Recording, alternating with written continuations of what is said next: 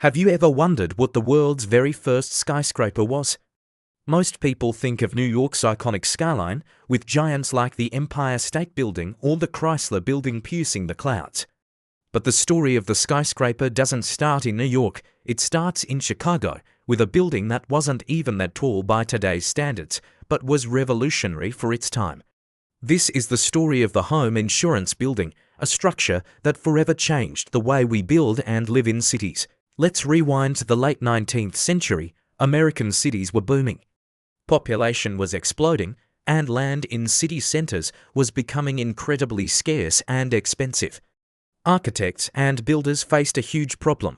How do you fit more people and businesses into a limited space? The answer was obvious. You had to build up, but there was a major obstacle.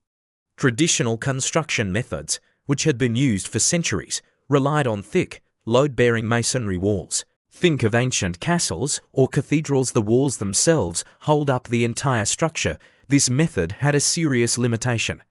The higher you build, the thicker the walls on the lower floors need to be to support the weight above.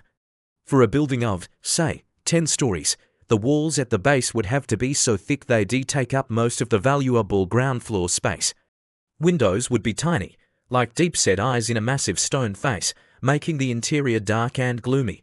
It just wasn't practical. A 16-story building was considered the absolute limit for masonry construction. Cities were literally hitting a wall then. Disaster struck Chicago.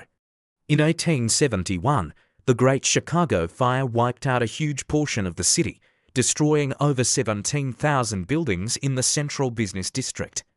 It was a terrible tragedy, but it also created a blank slate. The city had to be rebuilt, and it had to be rebuilt quickly, safely, and efficiently. This desperate need for innovation created the perfect environment for a new generation of ambitious architects and engineers, known as the Chicago School, to experiment with new ideas. Among them was a man named William Baron Jenney. Jenney was a trained engineer who had served in the Union Army during the Civil War, designing fortifications. He understood structures and materials in a way many traditional architects didn't. He knew that the future of building wasn't in stone, but in steel. At the time, steel was a relatively new and exciting material. The Bessemer process, invented in the 1850s, had made it possible to mass-produce steel cheaply. It was incredibly strong for its weight, much stronger than the cast iron that was commonly used. Jenney had a radical idea.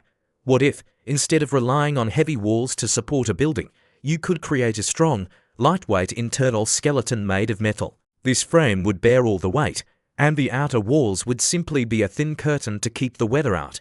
This was a complete game changer. The curtain wall system meant that the exterior walls could be much thinner and lighter, made of brick, terracotta, or even large panes of glass. This would let in more natural light, making the interior spaces more pleasant and usable. It also meant that the building's weight would be drastically reduced, allowing it to be built much, much taller than was ever thought possible with masonry. In 1883, the Home Insurance Company of New York decided they wanted a new, fireproof headquarters in Chicago. They approached William Baron Jenney. This was his chance to put his theory to the test. He proposed a 10-story building unheard of for its lightness and design, supported by a revolutionary metal frame. The project was met with a lot of skepticism. Building officials, other architects, and even the public were wary. The idea of a building being held up by a hidden metal cage seemed unnatural and dangerous. During construction, the city authorities were so concerned that they actually halted the project at one point to investigate its safety. They simply couldn't believe that such a thin structure could possibly stand. Jenney, however, was confident. His design cleverly combined iron and steel. The vertical columns were made of cast iron, which is very strong under compression, while the horizontal beams were made of wrought iron and, for the upper floors, the no wonder material, steel. This was the first time steel beams were used to support a building structure. The frame was painstakingly assembled, piece by piece, like a giant metal puzzle. As the building rose, its revolutionary nature became clear. Instead of massive, thick walls, onlookers saw a slender, elegant grid of metal climbing into the sky. The exterior walls, made of brick and terracotta, were then hung onto the frame like a cloak. This method not only made the building lighter, but also made construction faster. When the home insurance building was completed in 1885, it stood at 10 stories and 138 feet tall. It might not sound like much to us now, when we have buildings that are over 2,000 feet tall, but at the time, it was a marvel. It was the world's first building to be fully supported by a metal skeleton. It was the birth of the skyscraper. The interior was just as innovative. Because the walls weren't load-bearing, the offices were bright and airy, with large windows that offered stunning views of the rapidly rebuilding city. It featured modern amenities like fireproofing and elevators, another key invention that made tall buildings practical. After all, who would want to climb 10 flights of stairs? The success of the home insurance building opened the floodgates. Architects in Chicago and then New York raced to build bigger and taller, each one refining Jenny's techniques. The Chicago School of Architecture flourished, creating a new, uniquely American style of building that emphasized function and structure. Buildings like the Rookery and the Monadnock building pushed the boundaries even further. The age of the skyscraper had begun, so what happened to this pioneering structure? The home insurance building, the first modern skyscraper, is gone. As the city continued to grow, the land it stood on became even more valuable.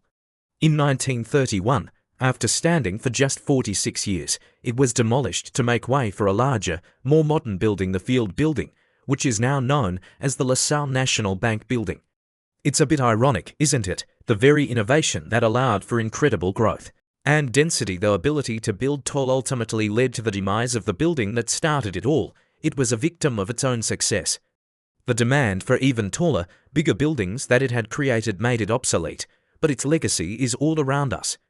Every time you walk into a modern office tower, ride an elevator to a high floor, or look up at a city skyline dominated by glass and steel giants, you are experiencing the world that William LeBaron Jenny and the home insurance building made possible. They didn't just create a new type of building, they created the modern city.